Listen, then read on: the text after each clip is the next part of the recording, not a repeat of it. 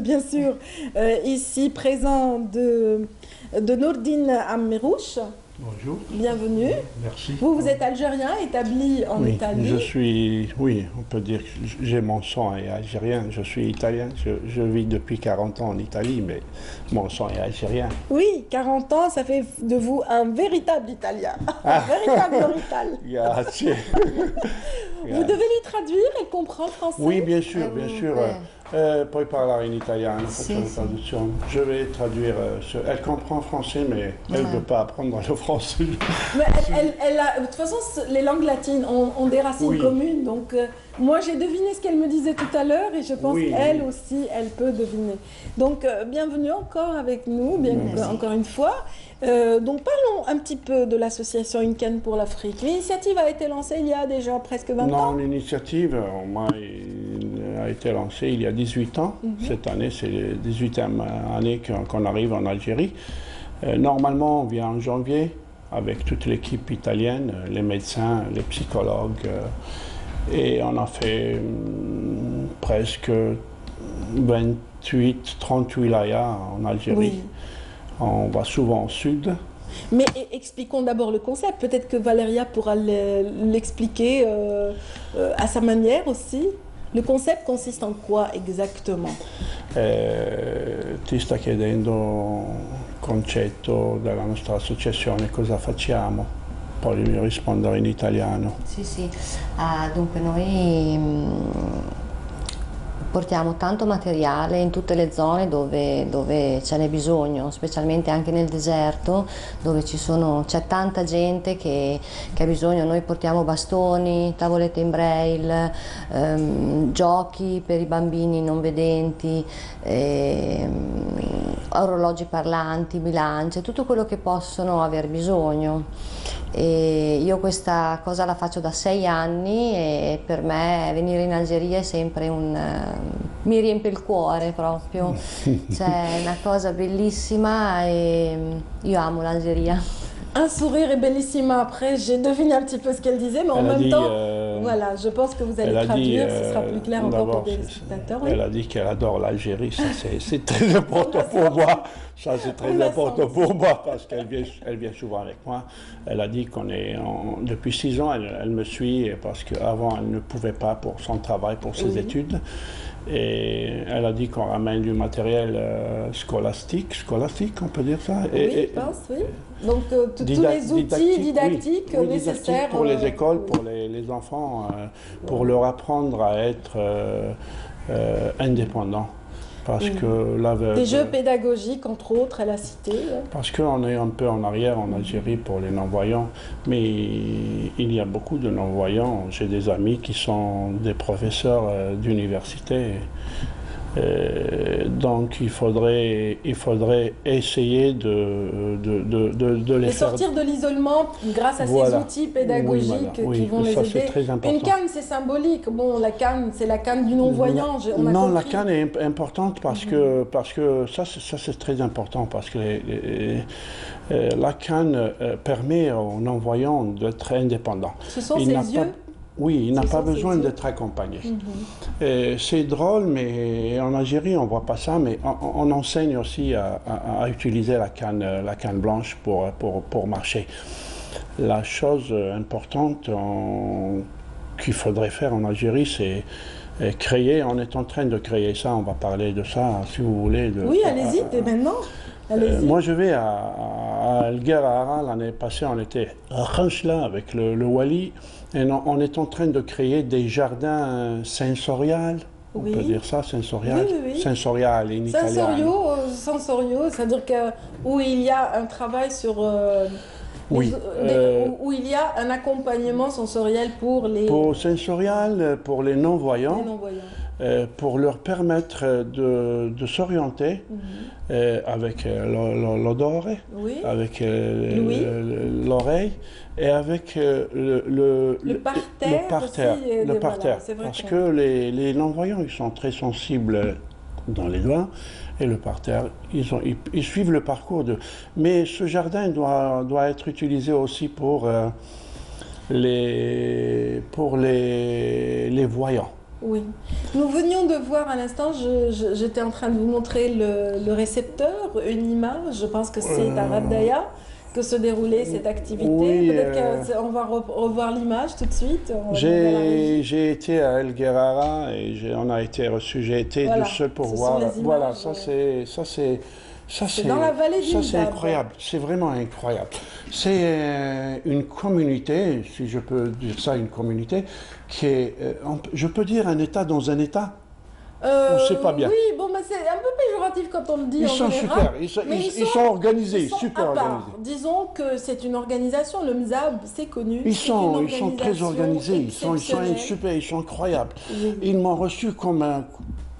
Vous avez vu le florilège d'associations qui existent Mais au c'est MZAB, ça, elles sont oui, nombreuses. c'est ça. Il y a une communauté. Ça, c'est le matériel qu'on a ramené, qu'on ramène chaque année. C'est des jeux, c'est des cannes blanches, des tablettes pour le braille, surtout des lunettes de soleil pour le sud, pour le désert. Ça, c'est pour jouer. Ça, c'est vrai que la région du sud connaît un taux de cécité un peu élevé.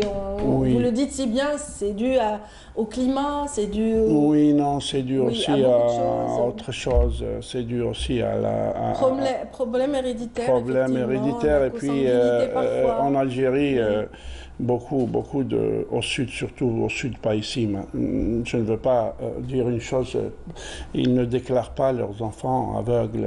Ça, c'est très important pour que les gens, que nous, on puisse savoir combien d'enfants aveugles il y a, parce que on a créé aussi un hôpital mobile avec la Forem. Voilà, parce que vous parliez de médecins tout à l'heure. Essayez de nous parler de ce partenariat aussi avec les médecins. Voilà, ça c'est les prothèses. Si on peut, je m'occupe pas de ça. C'est des valves pour les enfants paraplégiques. Très bien. Que j'ai ramenés. Ils sont ici chez nous. On va les amener avec nous parce que à El Guerrara, ils ont des valves pour les paraplégiques faites avec du silicone à la main. Et quand j'ai vu ça, j'ai demandé ce que c'est. Ils m'ont dit que c'est des valves pour les paraplégiques quand ils dorment. Et j'ai procuré... Valves ou prothèses? Non, ce pas des prothèses, ce sont des valves. C'est des prothèses, voilà. C'est des valves, c'est pas des prothèses. C'est des valves qu'on met dans les pieds des enfants paraplégiques quand ils dorment. Très bien. Autrement, leur pied, il va se tordre. Se déformer davantage. Il va se déformer.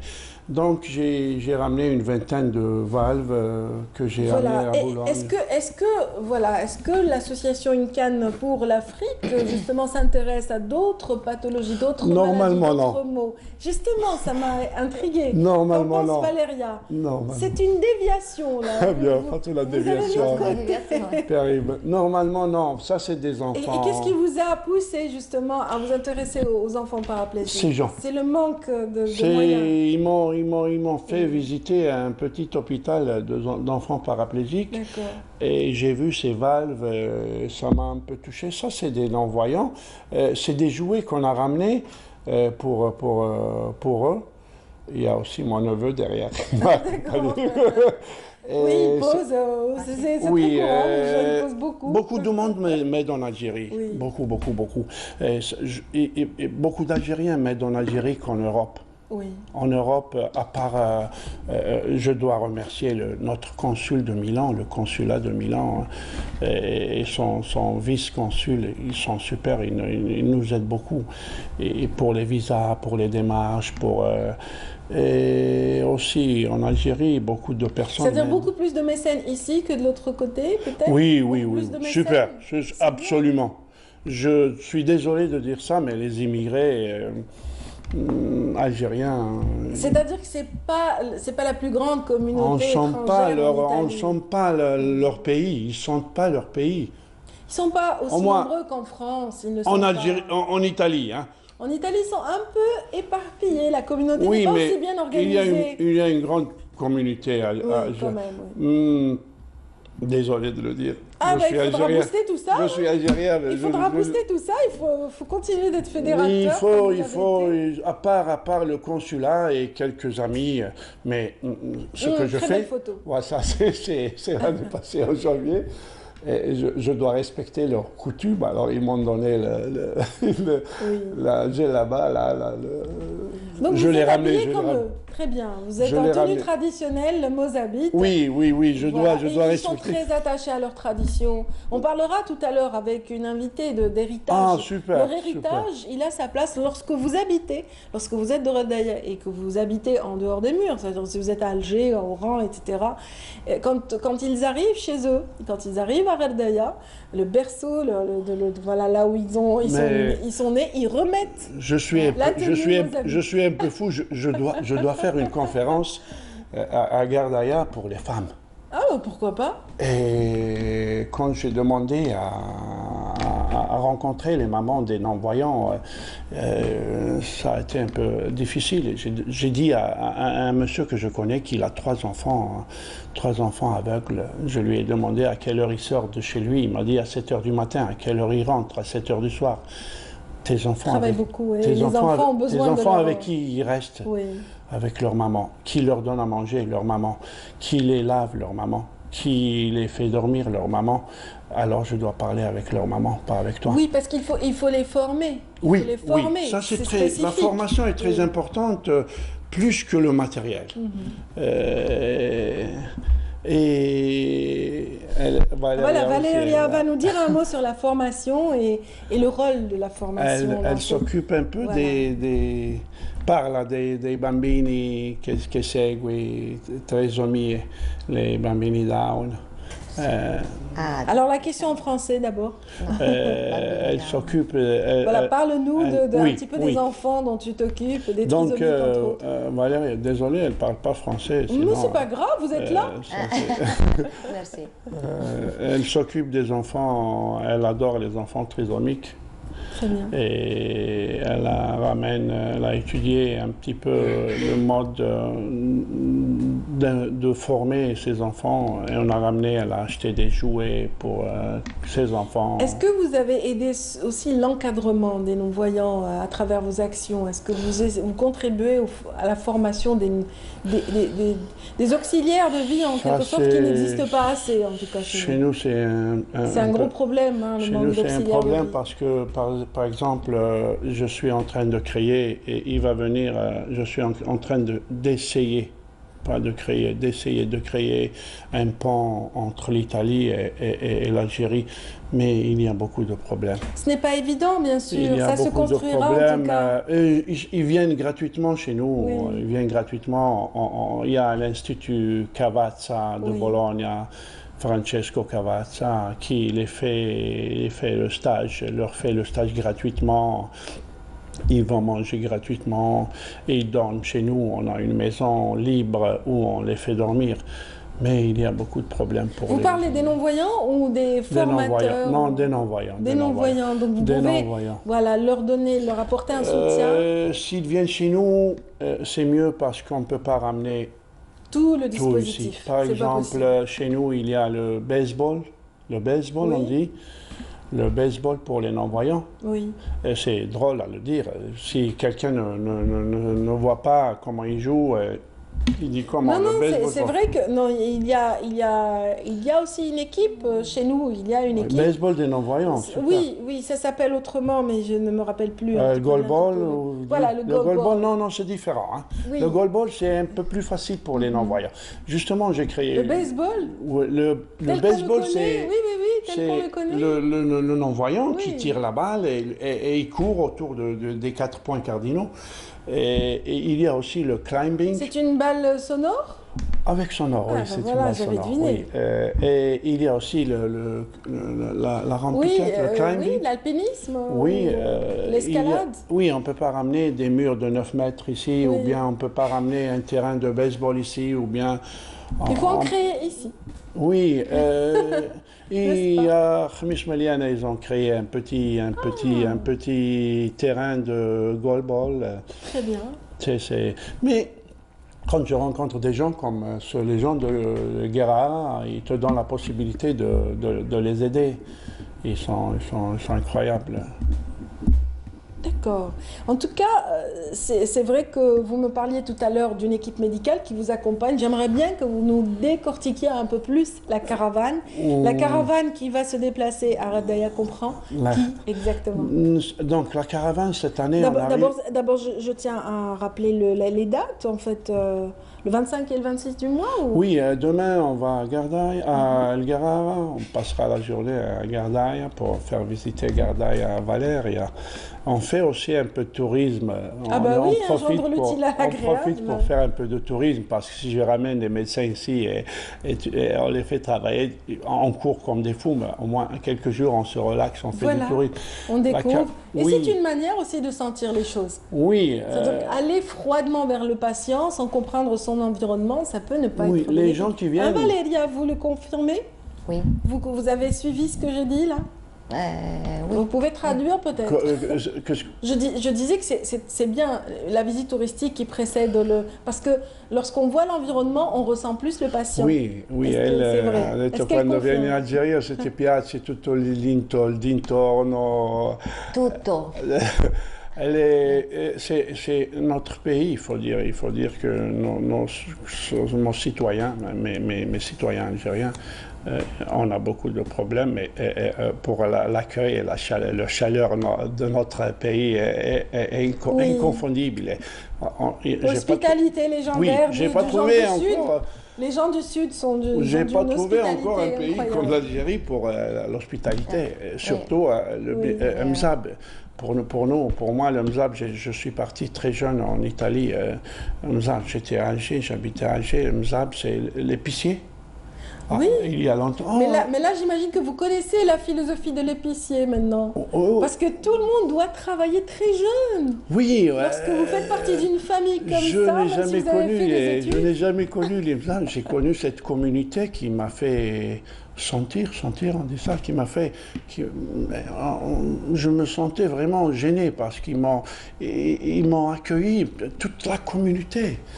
Et ils sont tous venus, j'ai raconté un peu de ce que je fais, mais Ils ont des spécialistes de l'urbanisme, des spécialistes de l'eau, des spécialistes de l'environnement. Ils n'ont pas de leçons à recevoir, en fait. On ne peut pas fumer, là. Hein. Ah ben oui, ils font attention à l'environnement. On ne trouve pas, une cigarette par terre, on ne trouve pas un papier par terre. C'est très propre.